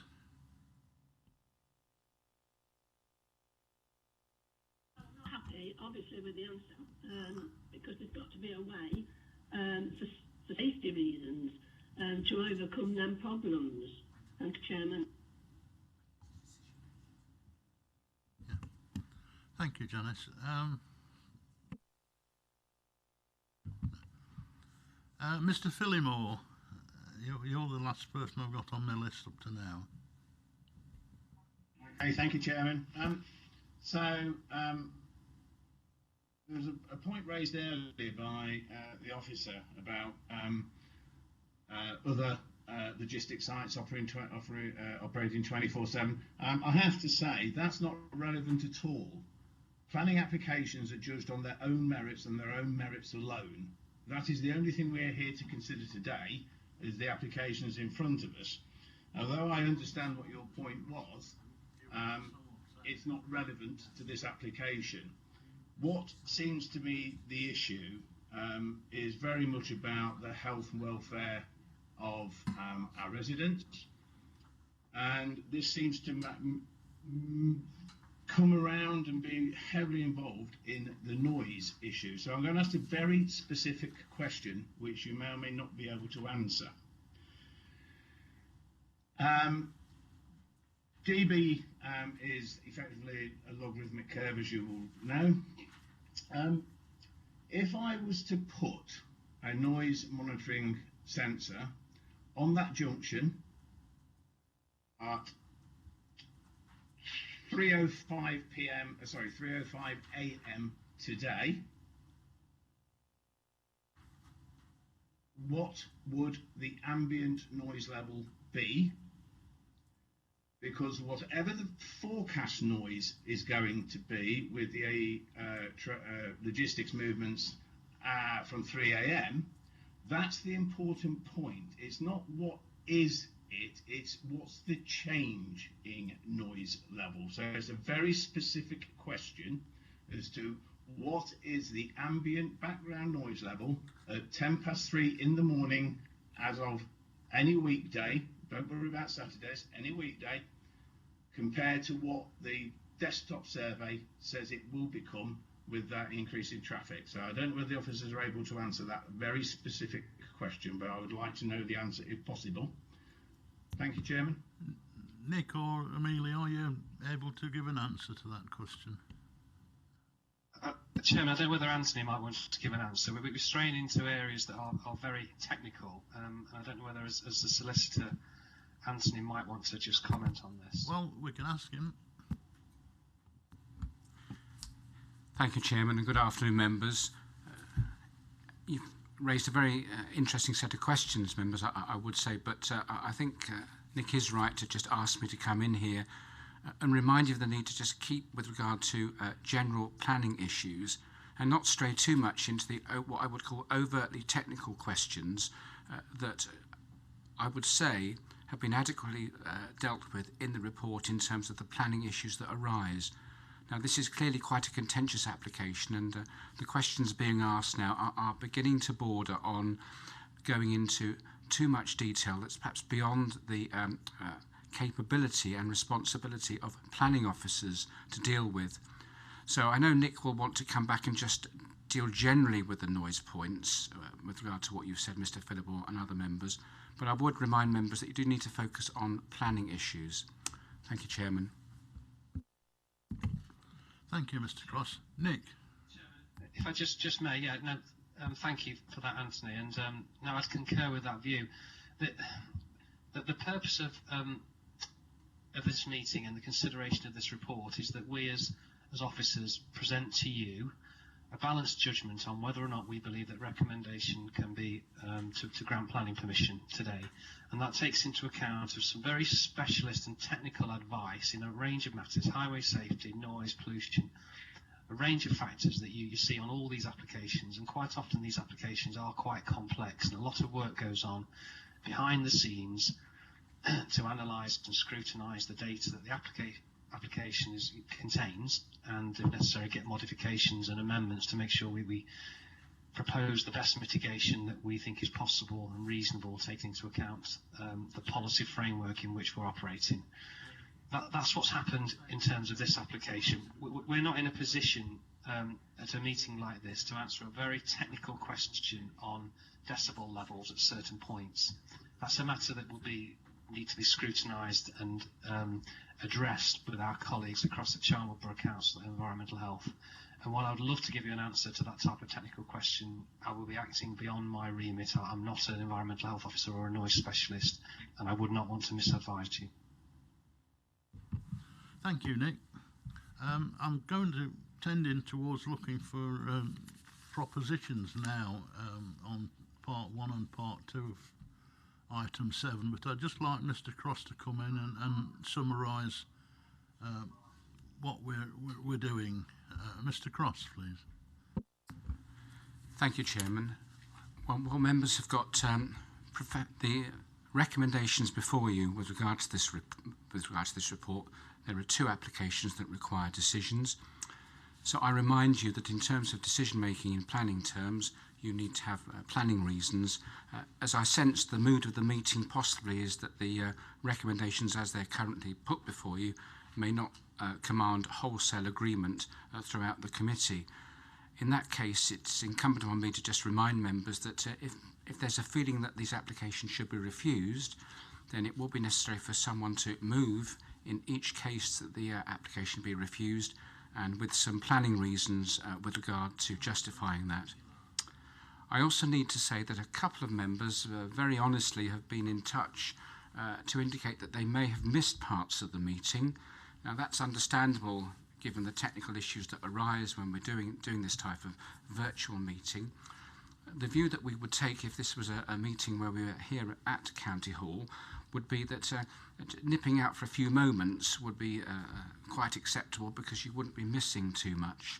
But I need to ask members that if you have missed what you think is perhaps a significant chunk of the meeting, and you feel that that means that you do not appreciate all the planning issues that have been raised during the meeting, then I need to ask you to consider very carefully whether you are able to participate and vote. So I think that will be necessary, Mr. Chairman. If we get to any situation with regard to voting, I will require members just to confirm that they've followed the meeting, they've been able to participate in it as best as possible, they've fully read the report and the supplementary, and they are aware of all the planning issues that have been raised. Thank you, Chairman. Thank you, Mr. Cross. Michael Charlesworth, you've asked again, and I've got Tony Gillard as a new speaker. Mr. Charlesworth, what was it? Yes, thank you, Chair. I wish to move refusal of these applications. The reasons I would give were given by the 3 objecting speakers who spoke earlier. They were very eloquent, very knowledgeable and very technical. I can't remember exactly what the reasons they gave, but they were clearly adequate in my view to refuse this application. Officers, or I, given time, would have to go back and look at those submissions, but I would use those as reasons for refusal. Thank you, Chair. Thank you, Mr. Charles. That's part one and part two of the application, is it? You're talking about both of them? I am, Chair. Yeah. Tony Gillard. Thanks, Chairman. Chairman, I'd just like to record I did miss some of the presentation, slide presentation, but I do understand the planning issues raised, and I've read the report and supplementary one too, and the written objections, Chairman. However, I would like to move the officer's recommendations, Chairman.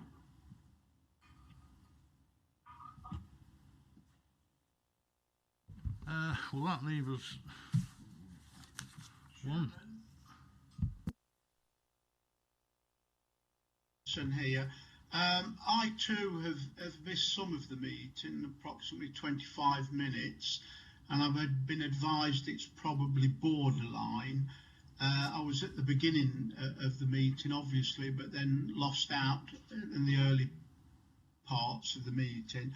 And because of that, it's borderline. I won't vote because if there is an appeal to this and the evidence is that I didn't quite get it all, it could be detrimental to whatever's going to happen. So with your permission, Chairman, I'd like to abstain because of that technicality that I'm uncertain that could cause embarrassment or a problem. So you're withdrawing, Mr. Harrison? Hello? Is that all right, Mr. Chairman? Well, that's entirely up to you. You're in control of your own actions, Mr. Harrison. Okay, well, that's my decision then, Chairman. Yeah. Thank you. Are there any seconders for either proposal of Mr. Charlesworth or Mr. Gillard? Mr. Chairman, I'm prepared to second Mr. Charlesworth on refusal. Mrs. Wright. Chairman, I sent a message in to second it a little while ago, but I'm quite happy to go along with what's being proposed. What refusal's being proposed, or to permit, Mr. Refusal, Chairman. Refusal. Yes, so the situation as I understand it at the moment is Mr. Charlesworth has moved to refuse both applications and Mr. Crooks has seconded the same motion.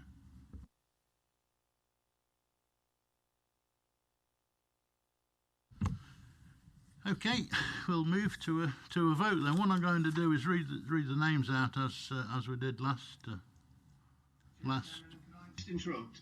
Do we have the planning reasons for the recommendation to refuse? I'm waiting for those. Mr. Charlesworth. Yes, Chair. As I said when I moved the proposal, the three speakers gave adequate reasons for refusal, very technical reasons which were way above my pay grade, but were clearly, I would have thought, adequate to sustain a refusal. Thank you, Mr. Charlesworth. Can I ask Mr. Cross, are we okay to proceed with this now?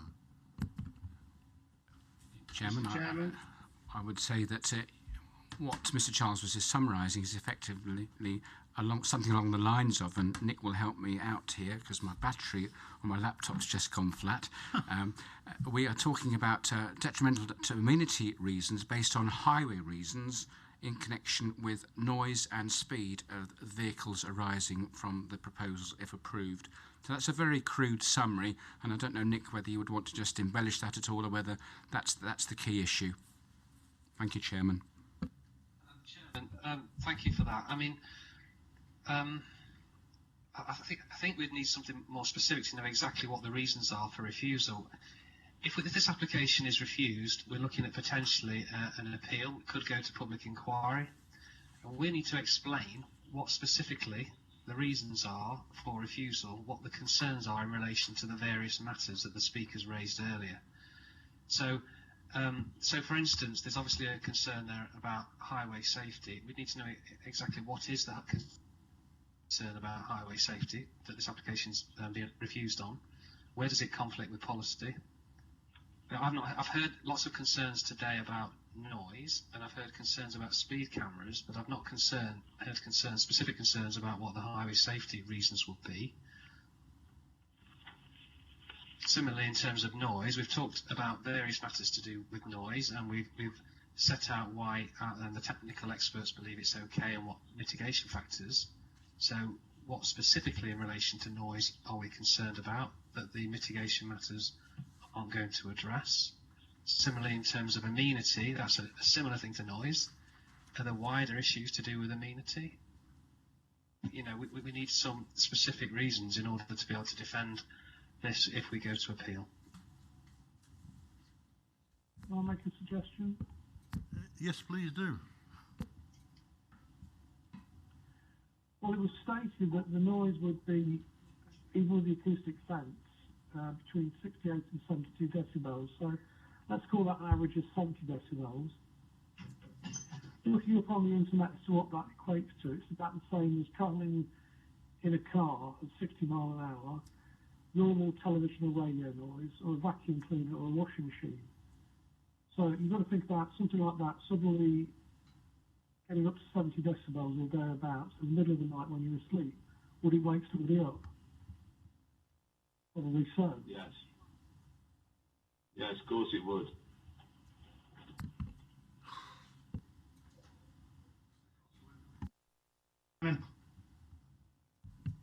Yeah. Can I just offer some possible issues, options for Nick? Because Nick is absolutely right. There has to be planning reasons why. So can I offer these and see what the mood of the room is? So I suggest that the application will fail on policy DM1 insofar as the environmental and social impact on the residential properties is unacceptable.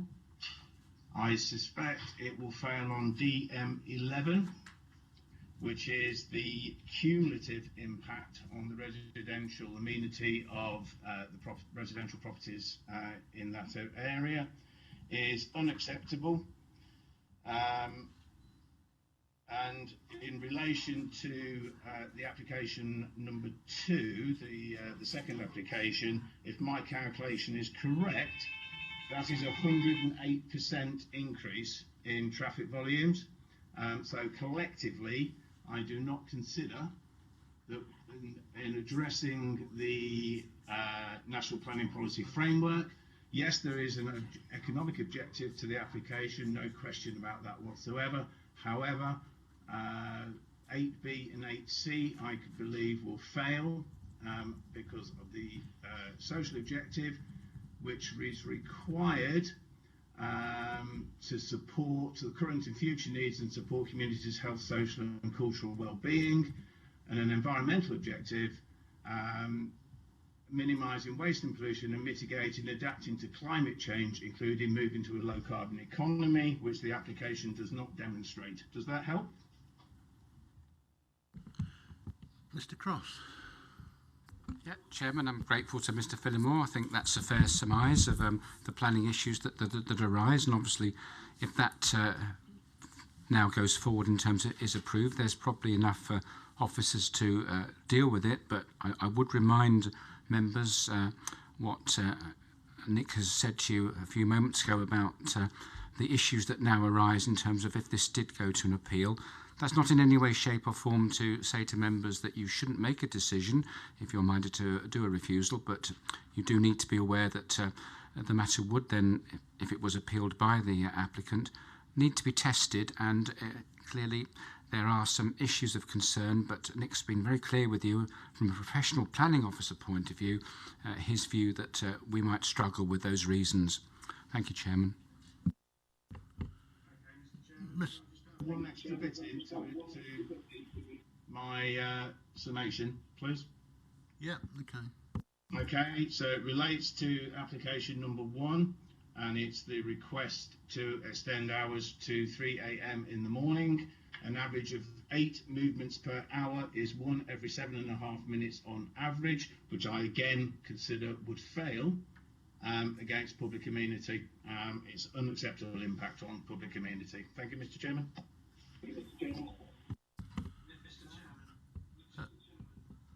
Mr.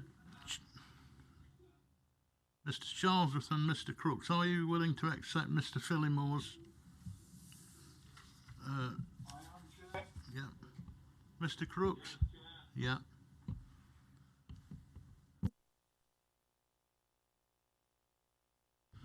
In that case, then, we'll move to the vote. As we said, there was going to be voted in 2 parts, so there'll be 2 votes. If we do part 1 first, and then obviously do part 2 after it. So the proposal is what was proposed by Mr. Charlesworth and Mr. Crooks. Who's for and who's against it? I'll read the names out. Mr. Bentley. Yeah, thank you, Chair. I don't think the proposal is watertight enough to make a decision on. I mean, one was based on. I'm sorry, Chair. We've moved to the vote, Chair. Yeah, we're up to moving to the vote. It's a bit too late to start Okay, deliberating. all right. I again. didn't think it was particularly clear, so unfortunately, I'm going to vote against the proposal, and I do that with a heavy heart. But I think that on appeal, I'm sure we're going to lose this, and for that reason, I'm going to vote against the proposal. Thank you. Thank you, Mr. Bentley. Mr. Charlesworth, then. Are you for or against? For.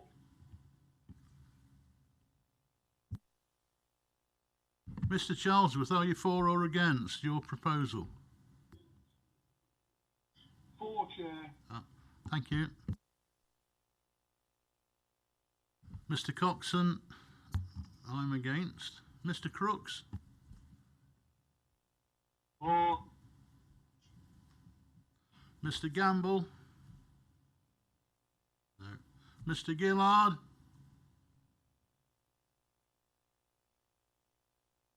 Chairman, I'm against the recommendation to refuse. Yeah, okay. Mr. Harrison's withdrawn himself. Mr. Licorice?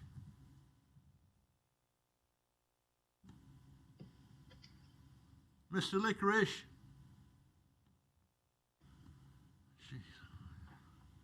Can you hear me, Chairman? I can now, yes, Bill. Which way are you voting? I've listened carefully to everything that's been said. Yeah. I've read the report thoroughly, including the consultees. I'm going to go against the refusal recommendation. I'm bearing in mind Mr. Thomas's point of view on a balanced judgment. Thank you, Chairman. Yeah, thank you, Bill. Mr. Phillimore? For the recommendation to refuse. Mrs. Richards?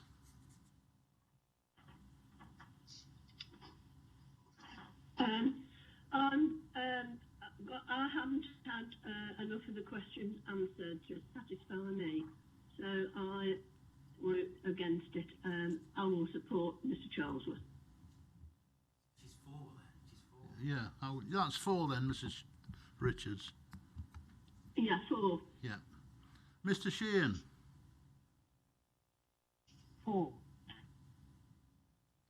Mrs. Wright? 4. Mr. Wyatt? Absent. Have you got those down? 6 for, and 4 against. So the motion is carried. So on the first part, it's 6-4 for the proposal by Mr. Charlesworth and Mr. Crooks. So what I'm going to do is go through the same procedure again for the the one? Yeah, the first one is carried. So what I'm going to do is go through the same procedure.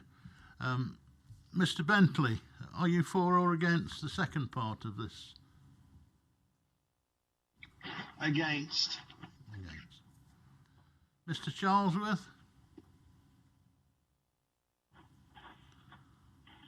For, Chair. For. Mr. Coxon is against. Mr. Crooks? For. Mr. Gamble's absent. Mr. Gillard? Against. Mr. Licorice? Against. Mr. Phillimore?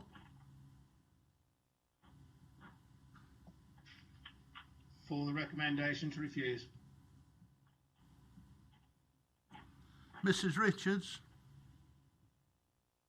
I support Mr. Charlesworth again. Mr. Sheehan? For.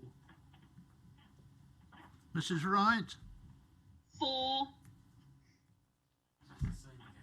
Mr. Wyatt absent. So it's the same again, 6-4 for the proposition. So both items are refused. Moving on then to item number 8. Any other items the chairman has decided to take as urgent? Well, I've already said that I haven't any urgent items. Chairman's announcement. I have no announcement to make, and I'll call the meeting to a close. And thank you very much for attending, and thank you for a very good meeting. Yeah, and thank you for your contributions. Thank you.